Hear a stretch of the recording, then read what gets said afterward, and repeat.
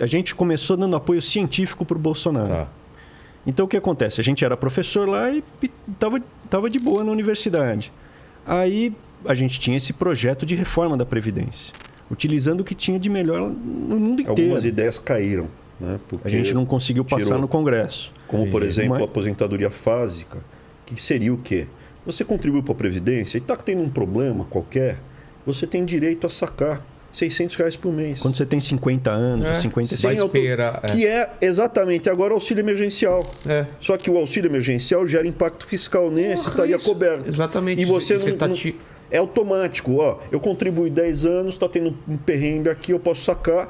Lá na frente, depois eu devolvo, mas, agora eu quero sacar porque o meu dinheiro que eu contribuí está na minha conta. A ideia era essa, porque o pobre... E não passou isso? Não passou. Aí tem o patriotismo do nhonho, tem várias explicações aqui. Deixa eu só complementar. Aí a gente fez os estudos e, o pesquisador, ele pegava a parte matemática, eu pegava a estruturação jurídica, enfim, atuarial. E aí a gente tinha o projeto de reforma, que estava desde 95 para fazer uma reforma de previdência no Brasil. E o mercado já muito desigual. O pobre aposentando com 65 por idade, pedreiro, ele não tem carteira de trabalho, ele vai no bico e tal. Comprovar. O rico, ele aposentava com 48, 45, porque aí, pegava, trabalhou com o pai, fazia lá entrava com uma ação, com advogado. Então, aposentadoria... A gente quis fazer a reforma e fomos apresentar a reforma. E tinha um congresso de reforma da Previdência que era na época do Temer. 2017, março de 2017. E aí eu apresentei, aí estava o meu irmão, e eu comecei a apresentar essas ideias. Junto com os professores. Eu levei professor do Canadá, eles me pediram para ajudar na organização do Congresso, no Congresso Nacional, foi lá dentro do Congresso Nacional. E eu levei professor do Canadá, levei contato meu, levei professor de Milão, contato meu. E a gente fez o congresso ali. E durante a minha apresentação, o Onyx Lorenzoni, que hoje é ministro, foi ministro desde o começo, ele veio falar comigo, e aí falou com ele, e falou, vocês têm mais estudos aí para apresentar? Para quem que a gente apresenta? Para um possível candidato aí, o deputado Bolsonaro. E a história começou aí. Entendi.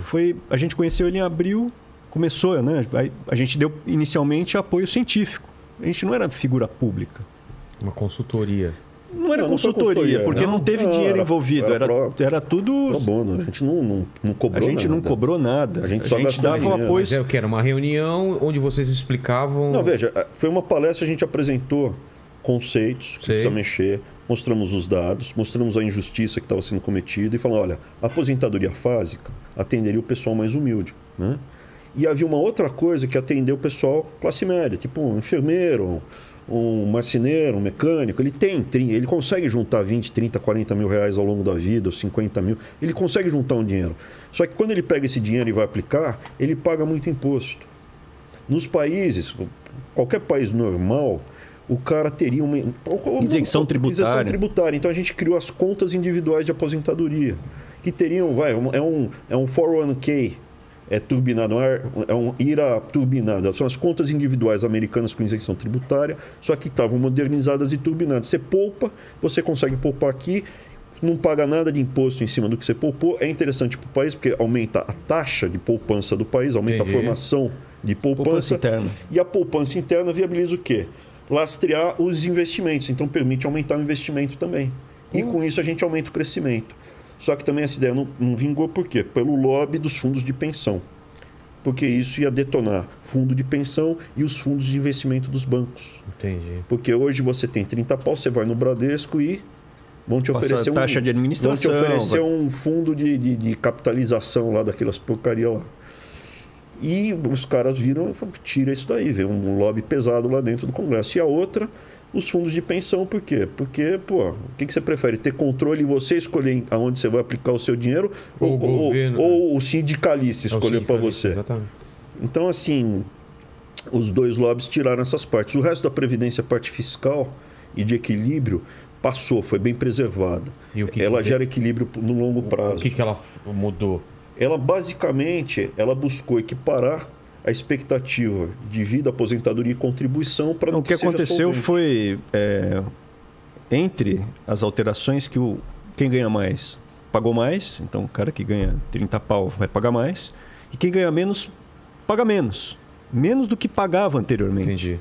E a outra é a idade mínima, porque o Brasil era o único país, Brasil e Iraque, que não tinha idade mínima para aposentar. Podia... Então você pegasse, se você, Vilela, tivesse uma prova que você pegou uma enxadinha e arou alguma coisa lá, deu uma capinada na fazenda do seu avô, você juntava lá no processo e tirava uma aposentadoria.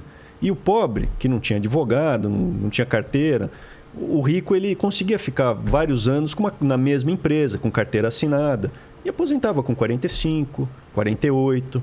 O pobre não, ele tinha que esperar até os 65 para aposentar por idade, porque ele não juntava aqueles anos necessários. E foi isso que a reforma deu, trouxe para o país investimento, porque o investidor estrangeiro olhava e falava, essa previdência está estourada. O processo do déficit estava em boca de jacaré, ele explodir.